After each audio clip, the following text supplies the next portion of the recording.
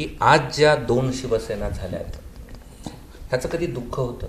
फार दुःख होतं, फार दुःख होतं. तुम्हाला एक सांगतो, मला आजही आवडत नाही. आजही माझ्या मनाला ते यातना होतात त्या. कधी आता उभाटातला एखादा नेता, पदाधिकारी, आमदार, खासदार भेटतो ना, त्यांचं आमचं नातंच असंच आहे. परंतु तरी मनामध्ये अंतर जे पडलं ना, तू त्या पक्षात मी या पक्षात, असं जे झालंय ना, नाही आवडत हे. पण करावं काय? सत्तेमध्ये जाण्यासाठी जी काही यांची धडपड चालू होती ना, त्या धडपडीचा हा परिणाम जो झाला ना, म्हणजे तुम्हाला सांगितलं सर्व हा इतिहास, याच्यामध्ये कुठेही काँग्रेस नव्हती, याच्यामध्ये कधीही कुठेही राष्ट्रवादी नव्हती. भाजप बरोबर झालेली युती हे आपण समजू शकतो, ती शिवसेना प्रमुखांनी त्यावेळेला केलेली, पण ह्याचा लवलेशही नव्हता. अरे यांनी सगळ्यात जास्त त्रास शिवसेना प्रमुखाला सुद्धा दिलेला होता, आणि म्हणून ते कधीही म्हणायचे की त्यांच्याबरोबर जायचं नाही. पण तरी सत्तेसाठी जेव्हा हे पाऊल उचललं ना, त्याच वेळेला वाटलं की आता आपला रास जो आहे तो ठरला. आव्हानं जर कोणी अपशब्द जर बोलला तर तुम्ही बघा आजही त्याचा परिणाम काय होऊ शकतात. परंतु नंतरच्या फळीने त्यांना ते टिकवता नाही आलं. कधी संधी मिळाली तर तुम्हाला असं वाटतं की ह्या दोघांनी एकत्र यावं, दोन नेत्यांनी किंवा शिवसेना म्हणून एकत्र यावं? आणि जर मी तर बघितलं म्हणजे तुमचे आणि तुम्ही एकमेकांवर टीका करता, तुम्ही असताल किंवा संजय राऊत असेल, परंतु एकमेकांवर भेटल्यानंतरचा तो क्षण आम्ही बघितलाय की तुम्ही आपुलकीनं बोलता. कधी आपुलकीनं बोलायची संधी आली आणि दोघांना एकत्र करायची संधी आली तर संजय शिरसाट ते करण्यास इच्छुक आहे? करेल ना, मी करेल ना.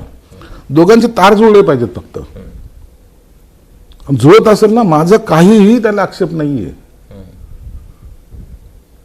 अरे ज्यांचं कधी तोंड पाहायची इच्छा नव्हती त्यांच्या मांडीवर जाऊन तुम्ही बसलेले आहात.